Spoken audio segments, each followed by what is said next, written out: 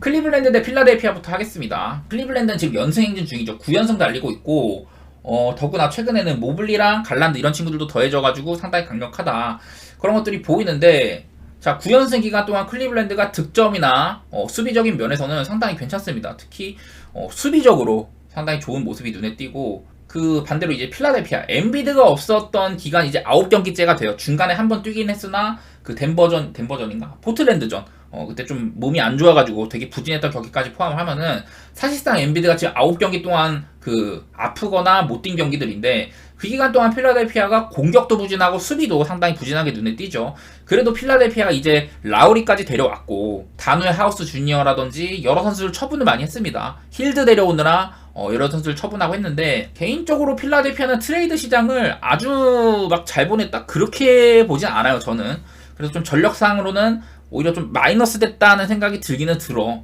베벌리랑 스프링어 보내고 힐드 데려왔지 않냐 뭐 이럴 수도 있는데 저는 이제 좀 부상 선수들도 많은 상황이고 필라델피아가 어쨌든 엔비드가 없는 기간 동안 필라델피아는 득점적인 부분에서 상당히 안 좋았었고 수비도 트리플 26등이죠. 상대한테 실점한 거, 야투 내준 거, 3점 내준 거 전부 다 26등 수준으로 안 좋다. 반면에 클리블랜드는 여러 공격 지표나 수비 지표나 봐도 깔끔한 상황입니다. 제가 클리블랜드를 조금 더 높이 보는 건 뭐냐면은 이제 모블리의 존재.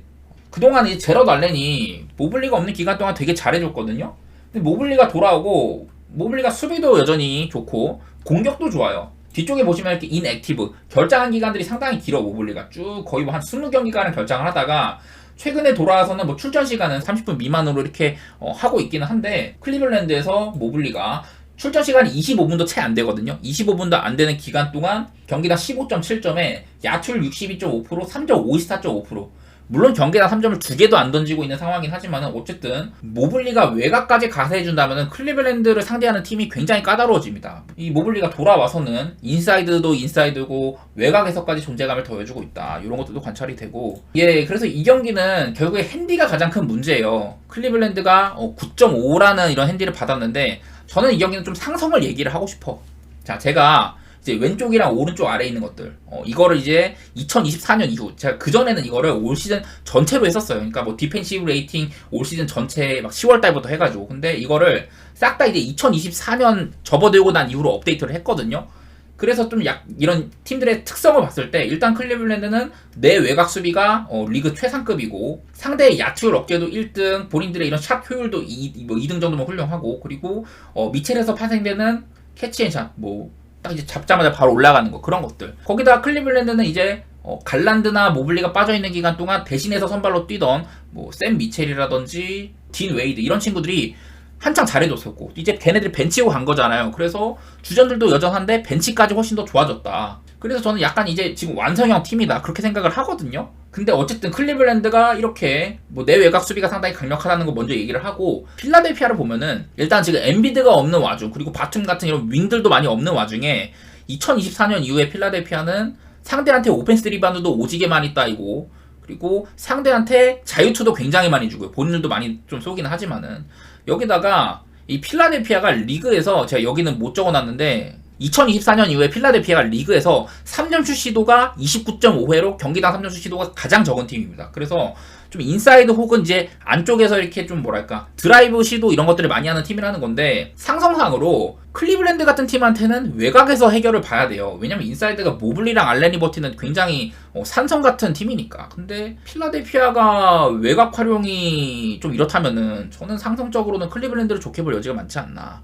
그런 생각을 해보고 그래서 언더 쪽으로 한번 보도록 하겠습니다. 이 경기는요. 전체적으로 이 경기도 어려운 경기예요. 필라델피아도 이제 메시가 활약하면 어쩌냐 힐드 외곽에 더해졌다 우브레나 해리스 외곽 다 터질 수 있지 않냐 그럴 수도 있는데 그림 자체는 클리블 쪽에다가 언더 이렇게 볼게요. 다음에 샬럿 대 인디애나 이게 샬럿이 직전 경기부터는 이제 트레이드 해온 선수 제가 샬럿이 고든 헤이워드를 보내고 오클라호마에서 여러 선수 받아왔다고 했었고 PJ 워싱턴 보내고 댈러스에서 이제 그랜트 윌리엄스 등등 많이 받아왔잖아요. 저는 샬럿이 사실 PJ 워싱턴 보내고 1라운드 픽 받았으면 되게 잘 받아온 거고 고든 헤이워드 지금 부상도 상당히 많고 좀 사실상 전력 외자원이었던 헤이워드를 보내고 미치치라든지 트레벤 이런 선수 받았으면은 샬럿이 되게 장사를 잘했다 생각하거든요. 그래서 직전 경기부터는 이런 영입해온 선수들이 뛰었는데 샬럿의 평가가 굉장히 좋았었습니다. 그 경기에서 물론 상대가 멤피스긴 했지만은 샬럿이 연패도 벗어 던졌고 10연패를 벗어 던진 샬럿이었고 전반적으로 좀 이렇게 팀의 활기가 돈다 이런 얘기들이 많더라고요. 근데 내일은 이제 상대가 인디애나인데 뭐 인디애나도 요즘에 네이스미스 활약 좋고 시아캄 오면서 좀 할리버튼이 막혀도 팀이 원활하게 풀어나가는 그런 것들이 많이 관찰이 돼요. 근데 제가 계속 이제 인디의 장점으로 얘기했던 거는 이제 윙자원들 내지 빅맨들 시아캄이나 터너 여기다 오비토핀 제일런 스미스 모두 다 기동력이 좋은 빅맨이고 상대 인사이드 때려 부수는데도 나름대로 역할이 되고 3점까지도 올라갈 수 있는 선수들이다 보니까 저는 인디애나의 강점이 이렇게 좀 스트레치라고 하죠. 슛 거리가 꽤나 있는 빅맨들 보유, 인사이드까지 때려 부술 수 있는 선수들 이건데 어쨌든 인디애나 지금 구색상으로 투포인트 가드 체제 네마드가 할리버튼의 이런 그 상대팀의 할리버튼에 쏠리는 그런 수비를 좀 이렇게 보완해주는 역할도 하고 또 수비도 좋은 선수이기도 하고요 네마드가. 그래서 인디애나가 지금 저는 할리버튼의 이제 좀 부상으로 인한 그런 컨디션만 올라오면은 더 치고 나갈 수 있을 거라고 생각을 해요. 한창 이제 좋았던 막 인시즌 토너먼트에서 되게 잘했던 그런 때보다는 조금 내려와 있긴 하지만은 그래도 팀의 색깔은 여전하고 좋게 보고는 있습니다. 다만 이제 한창 때보다는 인디애나가 이렇게 득점이라든지 실점적인 부분에서 좀 아쉽기는 하죠. 한창 때는 인디애나 경기는 그냥 오바 찍으면 답이 나온 거였는데 요즘에는 수비도 꽤나 되고 득점도 그때만큼은 아니기도 하고 그런 게 관찰이 됩니다. 그리고 샬럿도 제가 최근 11경기 중에 1승 10패고 직전 경기에서 연패를 끊어냈다고 했잖아요. 그래서 사실은 이게 누적된 최근 11경기 동안의 지표가 저는 직전 경기를 통해서 약간 반전될 수 있다고 생각이 들거든요. 그래서 그런 것들을 봤을 때는 나는 이거 어렵긴 하지만은 지금의 샬럿이 물론 뭐 라멜로 없고 제가 맨날 마크 윌리엄스도 없고 이런 얘기 많이 했지만은 저는 일단 그림 자체는 물론 뭐 인디애나가 승리를 하겠지만은 이 정도 좀 전력 차면 승리 가능성이 높긴 한데 저는 한번 샬럿 프렌 쪽 보고 싶기는 하네요. 언더보다 이게 지금 샬럿에 파악이 힘들어가지고 어려운데 일단은 오바 보도록 할게요. 인디애나 경기가 238.5면은 그래도 좀 봐야 된다고 생각을 하고 샬럿이 그래도 생기가 돈다. 제가 뭐 샬럿 경기를 그냥 하이라이트만 봤지만은 생기가 돈다 이런 얘기도 좀 있고 해가지고 저는 오바 쪽으로 일단은 보도록 하겠습니다. 다음 경기 이제 애틀랜타 경기. 애틀랜타 대 시카고인데 자 지금 누가 뭐래도 애틀랜타는 리그에서 가장 오바가 좋은 팀입니다. 보시다시피 최근 9경기 그전에는 좀 언더팀의 냄새가 나던 경우가 있었는데 그 이후로는 확실히 오바팀의 색깔로 돌아왔다고 했었죠. 제가 애틀랜타가 최근 9경기에서는 이렇게 득점 전체 1등 그리고 수비적으로도 전체 꼴찌 득점, 야투율, 3점 슛 순서고 밑에 있는 것도 똑같습니다. 상대팀한테 허용한 거 뭐 그런 건데 이게 제가 저번에도 여러 번 말씀드렸지만 뒤쪽에 있는 이런 순위들 득점은 전체 1등인데 야투 성공률이나 3점 슛 성공률은 8등, 9등이다. 야투 성공률이 조금 순위가 낮은 거에 비해서 득점 전체 1등이다. 이거는 템포가 굉장히 빠른 거라고 했었죠 제가. 그래서 애틀랜타 경기는 뭐 야투 효율도 나쁘지 않지만 일단 템포가 굉장히 빠르다. 그런 것들을 말씀드리고 싶고 상대팀한테 실점한 것도 마찬가지죠. 이 실점한 순위에 비해서 야투 허용 순위가 괜찮으면 이것도 마찬가지로 좀 빠른 템포로 실점을 했다. 뭐 그런 거라고 생각하시면 되고 자 시카고는 템포가 굉장히 느린 팀이잖아요. 이게 걱정이야. 애틀랜타는 일단 빠른 팀인 건 알겠는데 시카고가 느린 팀이라 가지고 이게 과연 오바가 날 수 있냐 그게 가장 관건인데 시카고도 맨날 말하는 게 시즌 초반 데로잔 라빈 위주로 돌아가다가 라빈 결장하고 화이트 위주로 팀을 꾸렸을 때 그때는 되게 언더팀이었다. 방패로 패는 팀이었는데 요새는 최근 8경기 정도 동안의 구간에서는 이렇게 시카고 경기도 득점이 꽤나 많이 납니다. 그런 것도 보이고 해서 일단은 저는 오바 쪽으로 볼 것 같고요. 또 얘네가 한번 맞대결을 올 시즌에 한 적이 있었는데 맞대결이 12월 27일 이때 당시 애틀랜타가 잠깐 언더팀으로 변모했던 순간이거든요. 그때 이제 118대 113으로 시카고가 승리를 했는데 근데 그때도 231이 났는데 저는 지금의 애틀랜타라면은 일단 오바는 좀 편해 보이고 승패가 좀 애매해요. 늘 시카고는 홈이든 원정이든 안 가리고 상대팀이랑 좀 타이트한 경기를 많이 이끌어 나가는 팀이라서 그리고 클러치도 엄밀히 말하면 애틀랜타가 막 대단히 좋을 건 없거든요. 그게 조금 걱정인데 저는 일단 그림 자체는 애틀랜타 쪽을 좋게 보고는 있습니다. 이 애틀랜타가 내일 3.5마인이잖아요. 이 3점 정도의 이런 타이트한 게임 클러치라고 해야 되나? 하여튼 게임이 3점 차 이내로 구분된 경기에서는 애틀랜타가 올 시즌에 7승 2패 그 3점 차 정도로 이게 승패가 왔다 갔다 한 경기에서는 애틀랜타가 7승 2패였었고 시카고가 1승 5패였어요.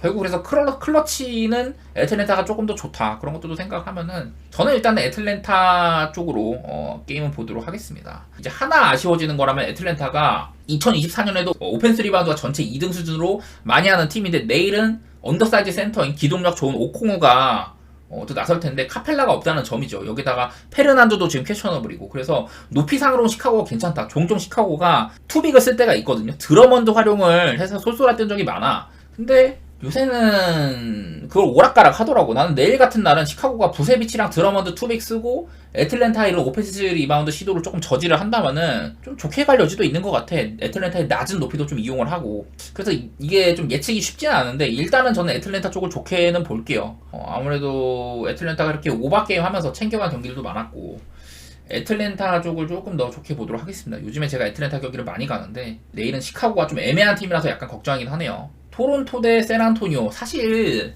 양팀 다 배팅하기가 싫은 팀들이에요. 특히나 내일 경기는 또 언더오브도 애매하고 핸디값도 애매하고 그런 경기들인데, 일단 지금 토론토가 파악이 잘 안 돼. 한창 토론토가 딱 트레이드 이후 퀵클리랑 발에 발아오고 한 6경기 동안은 그냥 걔 오바팀이었다. 그러다가 그 이후 한 8, 9경기 그 정도를 조금 다시 언더팀으로 바뀌었었어요. 근데 또 최근 8경기는 그래도 적당히 득점을 해주는 뭐 그런 상황인데, 보시다시피 토론토가 득점이나 실점이나 여러 면에서 쏙 좋지는 않습니다. 공격도 안 돼, 수비도 안 되는 편인데, 샌안토니오는 보면은 얘네는 공격은 더 안 되는데 수비가 그래도 한창 안 좋았을 때보단 좋아졌다. 이런 것들이 보이거든요. 이게 샌안토니오가 최근 9경기 동안 뭐 부진한 거, 제가 여러 차례 트레 존스를 선발로 쓰면서 샌안토니오가 공격면에서는 봐줄만하게 됐다. 그래서 다시 또 여러 가지 순위들이 안 좋아졌잖아요. 제가 뭐 자세히는 모릅니다만은 이게 샌안토니오가 다 애매한 친구들이 되게 많아. 웬벤야마 제외하면 전부 다 뭐 어떤 다른 팀 가가지고 주전 차지하는 것도 애매한 선수들이고, 그런데 그렇다 보니 웬벤야마의 공격 시도가 굉장히 늘었다. 그런 것들이 관찰이 됐었거든요. 근데 사실 웬벤야마가 뭐 역대급 유망주다 이런 얘기는 있지만 지금 역시나 NBA에서는 루키고 어디까지나 막 폭발적인 이런 센세이셔널 활약을 보여주는 것까지는 아니잖아요. 특히 공격 쪽에서는. 그러다 보니까 샌안토니오가 이렇게 공격적으로는 잘 못 챙겨가는 부분이 좀 있다. 그런 것들도 관찰이 되고 해가지고 저는 일단 이 경기는 별로 예측하기가 싫은데, 굳이 얘기하자면 저는 토론토의 승 쪽으로 바라볼 것 같고, 그리고 언더오버는 언더 쪽으로 냄새를 맡아볼게요. 그냥 뭐 지표상으로 보면은 토론토가 최근에 그래도 많이 나봤자 한 235점 공수 양면에서, 샌안토니오도 한 223점 이렇다고 해가지고 일단은 언더 쪽으로만 보도록 할게요. 근데 뭐 쉽지는 않아 보이네 이 경기도. 제가 이것도 굳이 따지자면 샌안토니오 최근 9경기가 약간 언더팀의 색깔이 나기 시작한 거를 가져온 거라 가지고, 어쨌든 샌안토니오는 최근 9경기 연속으로 조금 언더 냄새가 나는 게임을 하고 있다. 그거는 관찰이 됩니다. 다음에 휴스턴 대 뉴욕 닉스. 휴스턴도 내일 또 벤블릿이랑 휘트모어가 결장입니다. 그리고 센구는 퀘셔너블. 내일도 벤블릿이랑 휘트모어가 아웃이에요. 특히나 휘트모어가 이제 적은 그 이제 핵심 식스맨으로서 팀의 볼륨을 더해준다고 했는데, 휘트모어가 빠진 것도 휴스턴의 이런 공격적인 부분에서 상당히 아쉬운 그런 결장이라고 할 수가 있고, 뉴욕 여전히 그 랜들이랑 아누노비가 결장이고 하텐슈타인 내일은 뛸 수 있을지 없을지 모른다고 합니다. 직전 경기 뉴욕이 센터 포지션에 타지 깁슨을 썼어요. 이게 타지 깁슨이 옛날에 막 시카고에서 탐 티보드 감독이랑 굉장히 관계가 오래됐습니다. 미네소타에서도 막 같이 함께 했었고, 그래서 탐 티보드 감독의 애제자거든요, 타지 깁슨이. 근데 이제 나이도 많고 NBA에서 어떤 활약을 해주기에는 조금 애매해. 키도 그렇게 높이도 높은 선수도 아니고. 직전 경기 때는 뉴욕이 인사이드가 상당히 약했었고 높이가 굉장히 밀렸었죠. 그래서 어쨌든 뉴욕은 하텐슈타인이 없을 때는 높이적인 문제가 있긴 있었다. 지금 랜드리랑 아누노비가 결장하고 있는 와중에 긴 출전 시간을 받은 애들, 아치우와 조시아트, 디빈첸조 이런 친구들이 적당히 잘해주고 있긴 한데, 어디까지나 뭐 리바운드 이런 헛슬 좋다고는 하지만은 하텐슈타인이 없을 때는 그런 부분들이 잘 안 나왔었다. 그래도 내일 만약에 하텐슈타인이 뛴다면 뉴욕이 기존에 잘 되던 오펜스 리바운드 관리나 이런 것들은 꽤나 될 거라고 저는 생각이 들거든요. 그리고 지금은 이제 브런슨도 발목 문제도 해결이 된 것 같고, 여기다가 저는 뉴욕이 그게 큰 것 같아. 딱 이제 데뷔전에서 활약은 별로였지만 알렉 벅스라든지 그 보그다노비치가 더해진 거, 여기다가 랜들 아누노비가 돌아오는데 보그다노비치랑 벅스가 벤치에서 나온다? 그러면 되게 훌륭할 것 같거든요. 지금은 뭐 당장 지금 문제는 아니지만은 양팀 다 그래서 결장이 꽤나 많은 상황이고, 이게 맞붙는다면은 저는 좀 빡빡한 게임이 될 것 같기는 해요. 뉴욕이나 휴스턴이나 좀 외곽에서의 이런 경쟁력은 그렇게 크게는 없는 팀들이고, 좀 서로 이제 특히 뉴욕이 인사이드가 빡빡하다 그런 것들이 있는데, 제가 여러 차례 휴스턴에 좀 올 시즌 공격 옵션 외곽은 조금 지양하고 인사이드에서 활약이 눈에 띄는데, 그거를 또 캐리하고 있는 선수가 제일런 그린이에요. 그린이 뭐 3점슛 같은 거는 되게 경쟁력이 낮지만은 이 드라이브가 상당히 훌륭하다 그런 얘기를 했는데, 그린이 막힌 경기들이 휴스턴이 언더난 경우가 되게 많았거든요. 근데 이 뉴욕은 지금 하텐슈타인 돌아오고 아치우와 조시아트 뭐 이런 친구들이 있으면은 굉장히 인사이드 빡빡합니다. 진입하기에. 그래서 뉴욕이 최소한 하텐슈타인이 있는 경기는 수비가 꽤 될 거라고 생각을 하고, 저는 내일 경기도 기준점이 굉장히 낮긴 하지만은 일단은 저는 언더 그림을 보고는 있어요. 언더 그림 보고 뉴욕이 최근 경기에서 좀 맥없이 무너진 경우가 덜어 있는데, 그건 이제 하텐슈타인 없을 때 얘기였던 것 같고, 하텐슈타인이 있으면은 이 휴스턴 같이 외곽에서의 옵션이 조금 떨어지는 팀이랑 붙으면은 저는 뉴욕이 괜찮을 것 같아요. 4.5 핸디값은 애매하지만 일단 뉴욕의 승에다가 언더 그 정도로 보도록 하겠습니다. 지금 최근에 뉴욕이 확실히 랜들이랑 아누노비가 빠진 기간 동안에는 이렇게 공수 양면에서 어려움을 겪고 있는 게 맞아요. 수비적으로 특히 좀 안 좋은 게 눈에 띄는데, 뉴욕도 상대팀의 야투시도 제한하는 거나 그런 것들 보면은 휴스턴도 좀 어려움을 겪을 것 같아. 휴스턴도 전반적으로 야투율이 훌륭한 팀은 아니고. 저는 뉴욕 승에다가 언더 쪽으로 한번 보도록 하겠습니다. 그 다음 경기 미러키 대 덴버인데, 동서부에서 상당히 상위권에 있는 팀들 간의 격돌이죠. 그리고 MVP 컨텐더인 쿤보와 요키치가 또 맞붙는 경기인데, 그래서 일단 어려워. 내일 그리고 덴버가요, 지금 그 칼도의 포프랑 마포주가 퀘셔너블이 떠 있습니다. 그리고 미러키는 딱히 큰 결장은 미들턴 말고는 없는 상황이고, 요즘에 양 팀 다 좀 애매하죠. 특히 미러키는 릴라드가 오락가락도 했었었고, 덴버도 지금 KCP가 결장하던 그런 게임에서는 좀 불안한 면모도 노출했었고, 이 양 팀 다 좀 좋은 분위기를 길게 유지한다거나 그런 게 어렵긴 하거든요. 덴버가 일단 요즘에 좀 언더 페이지가 눈에 띄죠. 덴버가 득점도 조금 부진하고 수비는 좋은 상황이고 이런 것들이 눈에 보이는데, 이게 덴버의 언더 흐름이 직전 경기 세크라멘토한테 개쳐 맞으면서 좀 깨졌어요. 그런 것도 눈에 들어오고, 이게 덴버가 제가 아까 필라델피아 얘기를 하면서, 필라델피아가 지금 그 2024년 들어오고 나서는 가장 3점을 안 던지는 팀이라고 했는데, 그 다음이 덴버예요. 필라델피아 다음으로 3점을 안 던지는 팀이 덴버다. 그 말인즉슨 덴버도 뭐 외곽에서 경쟁력이 없는 건 아닌데 3점보다는 인사이드 쪽을 선호를 한다. 더구나 내일은 마포주까지 없다? KCP도 없고 이러면은 되게 좀 빡빡할 가능성이 있거든요. 외곽에서의 경쟁력이 많이 떨어진다? 그런 점들. 물론 이것도 KCP나 마포주의 출전 여부를 봐야겠지만은, 저는 이런 흐름이라면은 좀 인사이드에서 빡빡한 경기가 될 것 같다. 미러키 경기를 언더보기가 굉장히 힘든데, 이 미러키도 최근 8경기 동안은 평균적으로 230점도 안 나고 있다. 그런 것들 눈에 들어오고 해가지고 저는 일단은 언더 쪽으로 한번 보려고 하고요. 요즘에 요키치도 약간 마탱이가 같거든. 마탱이가 같다기보다는 한창 꾸준하게 역시 MVP 요키치다. 나는 그 정도까지는 요즘에 조금 약간 아닌 것 같네. 그런 생각도 들고 해서.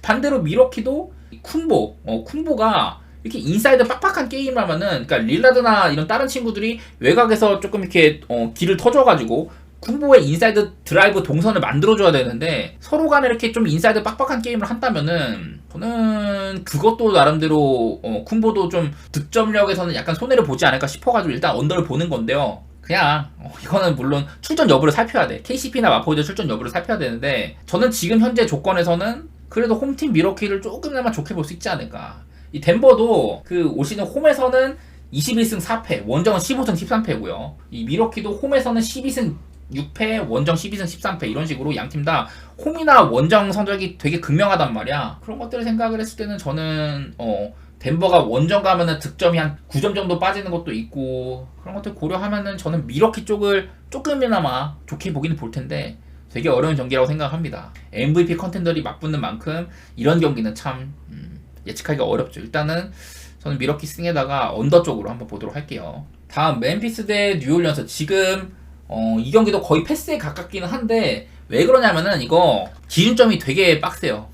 기준점이 딱 베팅하기 싫은 모양새인데, 뉴올이 8.5마인에다가 223.5를 받았다. 진짜 베팅하기 싫은 기준점입니다. 자, 멤피스가 지금 뭐 여러 선수들이 결장하고 결장 되게 많고 뭐 틸먼까지 보내고, 멤피스는 제가 맨날 지금 뭐 이가 없으면 잇몸까지 없는 상황이라서 지금 틀리들이 뛰고 있다. 그래서 뭐 길야드나 콘차, 그 와중에 건져간 빈스 윌리엄스 이런 친구들이 잘해주고 있는 건 맞는데, 지금 그래도 선발 구색 자체는 그래도 갖춰놓긴 했어요. 근데 요즘 봐서는 멤피스가 이 공격은 일단 되게 안 돼. 보시다시피 공격이 리그 막 제일 2024년 기준으로나 최근 8경기로나 리그에서 공격을 가장 못하는 팀이에요.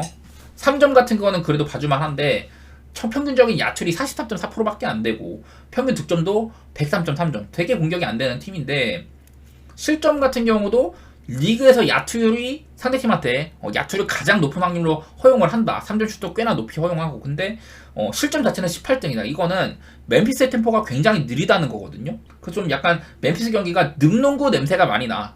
그런 것들이 이렇게 좀 스탯상으로는 반영이 되는 거라고 할 수가 있는데, 반대로 뉴올은 어떠냐? 이 뉴올리언스가 얘네가 지금 파악이 되게 힘들어요. 제가 몇 번 뭐 뉴올리언스가 저번에 유타 같은 팀이랑 붙을 때는 본인들의 이런 득점 기록 갱신, 3점 슛 메이드한 거 갱신, 어시스트 갱신 막 이렇게 되게 오바가 날 때도 있는데, 새끼들 언더오버 좀 체크하기가 어렵죠. 직전 경기 포틀랜드와의 경기도 양팀 다 100점도 안 나는 93대 84 그런 경기가 나고 하니까 참 파악이 어렵습니다. 제가 뭐 맨날 뉴올리언스는 주전이고 벤치고 할 거 없이 다 꽉꽉꽉 채워져 있다. 벤치도 알바라도, 트머삼, 레리 낸스 주니어 뭐 좋은 선수들 많다고 많이 했었는데, 근데 그거에 비해서는 이렇게 성과가 딱 뚜렷하게 잘 나오진 않더라. 그런 생각이 들긴 들어요. 그래도 뭐 엄밀히 말하자면 지금 멤피스는 8연패 중이고 뉴올리언스는 최근에 한 6경기 동안 5승 1패거든요. 뭐 승리 자체야 뉴올리언스의 가능성이 꽤나 높다고 봐야 되긴 하는데, 이 뉴올리언스가 뭔가 좀 막 나는 막 믿음이 확실히 가진 않네. 그리고 뉴올리언스가 또 8.5 마인이다. 멤피스 같이 늑농구를 하는 팀, 그런 팀한테 8.5? 떨떠름하죠. 뉴올리언스가 막 상대를 아주 잘 짓밟거나 그런 팀은 아니다 보니까. 그래서 이 경기가 참 배팅하기가 애매해. 기준점도 너무 낮고. 저는 이 경기는 일단 뉴올 승에다가 언더 쪽 보고 있고 그런 그림인데, 언더 기준점도 되게 낮은 편이고, 뉴올리언스가 8.5 마인 할 수도 있겠지만은 이 기준점이 너무 마음에 안 든다. 그림 자체는 뉴올승의 언더 보지만은 조금 까다롭다 이런 생각이 듭니다. 댈러스 대 워싱턴 경기. 자, 이 댈러스가 트레이드 시장에서 개포드 받아오고 PJ 워싱턴 받아왔었죠. 그리고 직전 경기 워싱턴과의 경기에서 둘 다 훌륭한 활약을 해줬다. 그런 것들이 관찰이 많이 됐었습니다. 그래서 댈러스는 보강이 되게 알찼던 것 같아요. 그리고 반대로 워싱턴은 댈러스한테 개포드를 보내는데 오늘 그 팀이랑 붙는다. 이러면은 저는 그림상으로는 워싱턴이 개포드를 보내고 좀 지금 뭐 여기 라인업 상으로는 베글리가 센터로 나올 거라고 돼 있긴 하지만은, 이거보다는 코리 키스퍼트 같은 애도 활용해가지고, 아니면 유진 오머루이, 빌라이 쿨리발 이렇게 기동성 있는 애매한 빅맨들, 빅 윙드 사용해가지고 쿠즈마를 그냥 언더사이즈 센터로 두고 스몰 라인업 센터로 두고 되게 기동력 있는 경기를 추구했었거든요. 일단은 저는 그런 점들에서 오바 쪽을 보고 싶기는 하다. 댈러스도 터지하면 터지는 팀이고 워싱턴이 뛴다? 저는 그러면 일단은 오바 쪽은 좋게 보도록 할게요. 기준점이 되게 높아. 247.5긴 한데 저는 그래도 일단은 오바 그림을 볼 것 같기는 해요. 물론 뭐 댈러스가 최근 6경기 동안 이렇게 득점이 막 231점밖에 안 난다. 워싱턴도 뛰는 팀의 색깔 치고는 최근 6경기 동안 230 몇 점이야? 한 5점? 그 정도밖에 안 난다. 이게 걱정이긴 한데, 양팀의 근데 플레이 스타일이나 그런 것들 봤을 때는 저는 일단은 오바 쪽을 좀 보고 싶네요.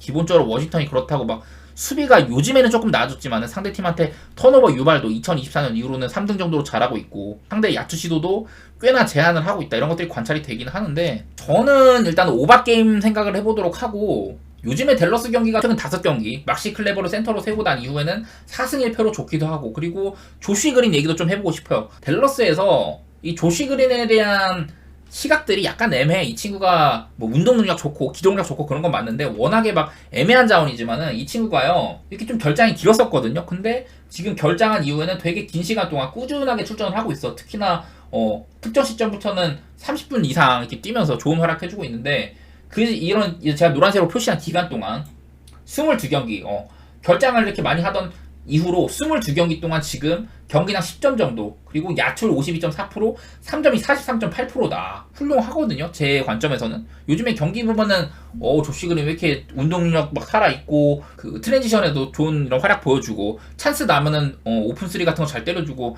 그런 것들이 관찰이 잘 돼가지고 봤는데 요즘에 활약이 좋더라고요. 그래서 원래 잘하던 뭐 돈치치나 어빙 말할 것도 없고, 클레버도 더해져서 잘하고 있고, 여러가지 점들에서 저는 댈러스가 더해진 선수들, 개포드나 PJ 워싱턴도 괜찮은 것 같고, 저는 그리고 이 라인업이라면 워싱턴의 약점, 그 오펜시브 리바운드를 많이 내준다, 그런 것도 댈러스가 공략할 만하다는 생각이 들어가지고 댈러스가 14.5마인도 할 법도 보여요, 개인적으로는. 물론 근데 기준점이 너무 높고, 이 경기도 핸디값이나 언더버가 너무 높아. 그게 제 관건인데, 일단은 그림 자체는 저는 댈러스의 승 쪽에다가 오바 쪽으로 한번 보도록 할게요. 어쨌든 나는 워싱턴도 되게 뛰는 팀이고 댈러스도 맞장구 쳐주는 팀이다. 그것 때문에 오바 가는 건데, 최근 여기 제 아래쪽에 있는 써있는 기록들, 요런 것들을 봤을 때 사실 오바 가기 좀 까다로운 경기긴 해요. 그리고 이제 유타 대 골스. 유타는 이번 이적 시장에서 악바지랑 올리닉을 보냈죠. 그리고 뭐 데려온 선수도 별로 신통치는 않은데, 유타는 사실 트레이드 시장에서는 지출이 많았던 편이고 뭐 픽 같은 거 가져오긴 했지만 당장에 전력에 도움은 안 되는 거고, 유타는 사실 트레이드 시장 이후로는 전력에 지금 당장에 플러스는 없는 셈이고, 골든 스테이트도 트레이드 시장이 별다른 움직임 없었어요. 그리고 또 이게 유타의 홈이라는 점, 그런 점들이 사실 이 경기를 좀 까다롭게 하는 부분인데, 자 그래도 요즘에 골든 스테이트가 나름대로 팀이 잘 나갑니다. 얼마 전에는 피닉스를 잡기도 했었고, 최근 4경기 4연승 중 최근 한 7경기로 넓혀봐도 6승 1패 상당히 좋죠. 그리고 제가 골든 스테이트도 폭설 때문에 홈에서 한 열흘 정도 경기를 못 치렀던 이후에는 그 다음에 상당히 오바팀의 색깔로 가져갔다. 근데 더욱이 눈에 띄는 거는 골스가 지금 전체 득점도 4등 수준인데 야투율이 조금 별로긴 하잖아요. 보시다시피 최근 4경기 동안은. 근데 이 경기를 모조리 다 이겼고, 이 야투율은 별론데 득점은 많다. 한마디로 별로인 야투율로 많이 때려 넣는다. 공격 시도가 많고 템포가 빠르다는 거거든요. 반대로 수비는 또 골스가 괜찮아. 이 기간 동안 요즘에 드레이먼드 그린 활약도 좋고, 좀 이제 뭐 산토스라든지 막 그런 친구도 활약하면서 트잭 때 시간이 조금 줄어들었지만은 요즘에 골스가 수비도 나름대로 잘 친다. 이런 것들을 봤을 때 일단은 같이 이렇게 골스처럼 템포가 빠른 팀이랑 유타도 그냥 뒤 없이 뛰는 팀이죠. 똑같아. 유타도 보면은 유타나 골스나 이 공격 쪽에 공격 전체 득점은 7등인데 야투 효율은 그렇게 좋지는 않더라. 유타가 마찬가지로 유타도 이 안 좋은 야투 효율로 많은 시도를 하는 팀이다. 그런 팀이거든요. 반대로 실점도 굉장히 많은 상황이고, 이런 것들을 봤을 때는 저는 일단은 골스 쪽을 조금 좋게 보고 있고, 그리고 핸디값이 1.5면은 꽤 괜찮은 것 같아요. 물론 이게 유타의 홈이라는 큰 변수가 있지만은 나는 이런 기준점상으로는 골스가 괜찮은 것 같다. 골스도 그렇고 유타도 그렇고 안 좋은 야투율로 계속 이렇게 많은 시도를 하는 팀이라면은 저는 끊임없이 뛰는 경기가 될 것 같고, 또 유타나 골스나 양팀 다 오펜스 리바운드가 되게 많은 팀이잖아요. 제가 누누이 말하지만 이 오펜스 리바운드를 많이 시도하는 팀, 한마디로 예를 들어 3점슛 던졌어. 근데 오펜스 리바운드를 시도를 많이 안 하는 팀은 그럼 바로 백코트를 하거든요. 근데 얘네들 같은 경우는 상대팀의 코트에 남아있는다. 3점슛 튕기는지 안 튕기는지 보고, 그러면은 오펜을 잡으면 좋지만 디펜을 잡으면요, 상대팀이 디펜으로 잡으면 바로 역습 찬스가 나는 거거든. 그러면 자연스럽게 빠른 템포의 공격이 서로 간에 오갈 수밖에 없다. 저는 맨날 이런 얘기를 해왔었고, 그런 점에서는 오바 쪽 좋게 보고 승패는 골스 쪽으로 조금 더 좋게 보도록 하겠습니다. 이 경기는요. 그리고 마지막으로 클리퍼스 대 미네소타 경기인데, 저는 이 경기는 패스할 것 같아요. 일단은 서부 1, 2위 대결 되게 재밌을 만한 매치기는 한데, 그런 경기들이 재밌겠다. 근데 배팅하기는 싫죠. 이게 일단 기준점이 너무 낮아. 그러면 오바 보면 되지 않냐. 이 클리퍼스랑 미네소타 경기 오바 보기 상당히 어렵죠. 이게 클리퍼스의 약점은 명확합니다. 클리퍼스의 약점, 요즘에 스몰 라인업을 주구장창 돌리면서 상대팀한테 오펜을 너무 많이 준다. 근데 반면에 미네소타는 빅 라인업, 타운스 고베어에다가 장신은 제이맥, 나즈 리드 이런 친구도 있죠. 그래서 이게 클리퍼스가 야투가 안 터지고 하면은 미네소타 상대로 뭔가 우위를 쉽게 점하기 힘들겠다는 생각이 들거든요. 그리고 전반적으로 제가 맨날 얘기하는 거, 미네소타도 상대팀의 여기 보시면 오른쪽 아래 세 번째 줄 여기 미네소타는 2024년 이후에 리그에서 야투 시도를 가장 안 하는 팀이 미네소타예요. 경기당 84회밖에 안 해. 리그 꼴찌고, 그리고 상대팀의 야투 횟수도 가장 적게 제한하는 팀이다. 그래서 평균적으로 미네소타 경기가 야투 시도가 되게 적어요. 상대팀이나 본인들이나. 미네소타의 이게 색깔이 이런 거를 바탕으로 수비 디펜시브 레이팅이 상당히 높아요. 상대팀의 야투율도 이렇게 낮게 잘 제한을 하고 있고. 그래서 미네소타 경기가 언더가 나는 이유는 이렇게 적은 야투를 바탕으로 상대팀도 못 던지게 막는다는 건데, 제가 여러 차례 클리퍼스도요, 얘네도 기본적으로 야투 시도가 많은 팀도 아니고 하든 얘기하면서 맨날 얘기하는 거, 좀 템포가 빠른 팀들 있잖아요. 디트로이트랑 클리퍼스가 얼마 전에 경기를 했는데 제가 그걸 좀 유심히 봤어요. 디트로이트는 하프코트 넘어오는데 한 3초 4초 그 정도면 충분해. 그러니까 말 그대로 이제 바로 하프코트 넘어와가지고 공격하고 그런 팀인데, 이 클리퍼스는요, 하프코트 넘어오는데 되게 오래 걸립니다.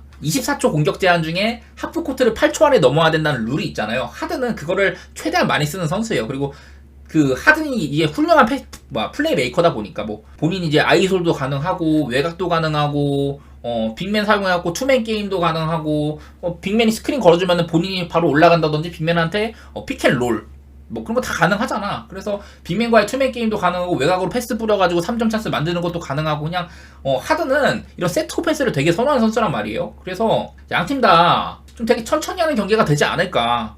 클리퍼스는 또 하든 말고도 조지라든지 카와이 얘네들도 다 하든지 말든지 가능한 애들이잖아. 그거를 트리플 스렛이라고 하는데 이런 다양한 공격 옵션을 갖춘 친구들이 많다 보니까 클리퍼스가 물론 다각화된 공격 이런 그 공격 루트는 있지만 좀 천천히 하는 팀에 속하거든요. 미네소타는 리그에서 그야말로 가장 느리고 효율적인 걸 추구하는 팀이기도 하고 그런 것들을 봤을 때는 언더를 가고 싶었는데 이게 223.5는 너무 낮은 것 같단 말이야. 그리고 뭐 클리퍼스 쪽이 홈이고 클파가 지금 올 시즌에 홈에서 20승 5패거든요. 미네소타도 홈에서 19승 5패인데 원정은 17승 11패. 서부 1, 2위 다운 대결이고 되게 어려울 거라는 생각이 들어갔고 저는 뭐 길게 얘기했지만은 패스긴 한데 그래도 굳이 진짜 뭔가 애매하지만 보자면은 뭐 클리퍼스 승 쪽에다가 언더 쪽을 보긴 합니다만은요 되게 어려울 것 같아요 경기.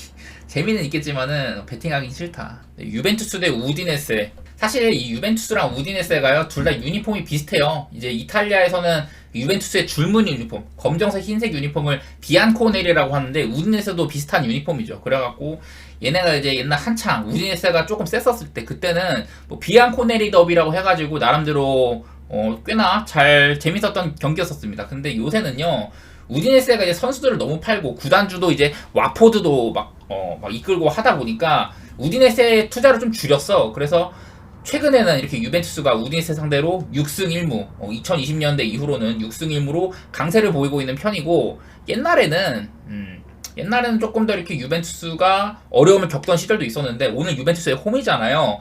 유벤투스가 최근 우디네세와의 맞대결에서 홈에서는 지금 일단 3승 보이고 그전에도 이렇게 우디네세한테 한번 패한 적은 있지만 어쨌든 홈에서는 또 여기다 4연승 추가하고 그전에도 이렇게 2016년에도 1승 총 홈에서는 8연승을 달리고 있다. 무승부도 없이 유벤투스가 우디네세한테는 홈에서 8연승 달리고 있다. 이런 것들이 눈에 들어오고 마지막으로 유벤투스가 홈에서 그 우디네세한테 패배했던 게 2015년이에요. 이때 당시만 해도 우디네세의 라인업이 꽤나 볼만합니다.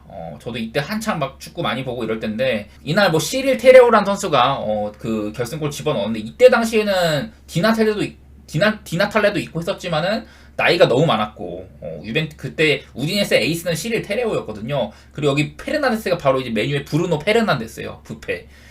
근데 생각보다 우디네세에서는 막 부페를 비싸게는 못 팔았어요.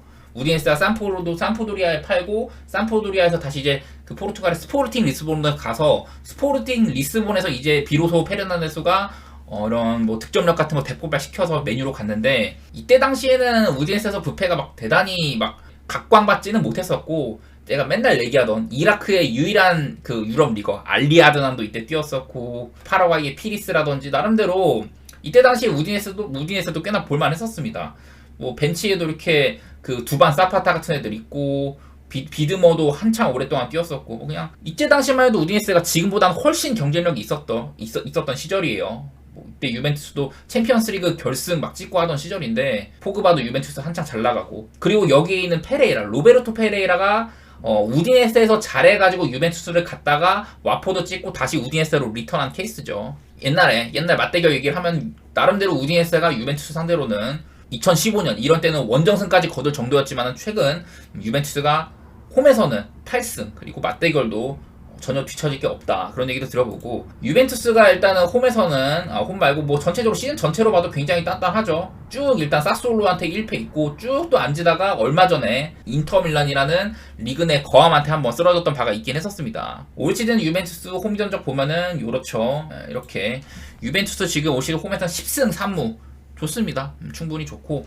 반대로 이제 우디네스의 원정인데 우디네스는 뭐 홈이나 원정이나 올 시즌 그냥 무승부가 굉장히 많다. 그런 거 말고는 크게 들어올 건 없는데 자 원정에서 이렇습니다. 1승 7무 4패예요. 그렇게 썩 잘하지는 못하고 있고 무승부가 굉장히 많다는 점인데 근데 무승부를 거뒀던 상대들 중에서도 리그 내 하위권 레벨들한테 많이 한 거고 리그 내 이제 최상위권 강팀들 밀란을 잡았던 건 있는데 나폴리한테도 쓰러지고 로마, 인테르, 아탈란타 이런 팀들한테는 전부 다 패배를 기록했다. 직전 이제 유벤투스가요. 직전 이제 바로 인터밀란전에서는 조금 무기력하긴 했는데 워낙에 이제 좀 상대였었고 아주 막 상대한테 인터밀란한테 대담한 위기를 많이 내주지도 않았었어요. 자 그리고 유벤투스의 이제 그 시즌 전체 성적 보면은 어쨌든 유벤투스가 최근에는 이렇게 조금 비실비실하긴 했지만은 한창 한창 유벤투스가 많이 이기던 시절 이렇게 위에 보면 쭈루룩 많이 승리가 있었는데 한 이 정도? 대부분의 경기에서 이길 때 제가 이렇게 표시한 구간들 햄무 마에난 먼 이거 코파에서 햄무 뭐 이런 식으로 이길 때마다 햄무로 그냥 어렵사리 이기는 경우가 되게 많았는데 요즘에는 그래도 프로시노네, 사솔로, 레체 이런 팀들 제압할 때는 전부 다 마헨으로 크게 승리를 했었다.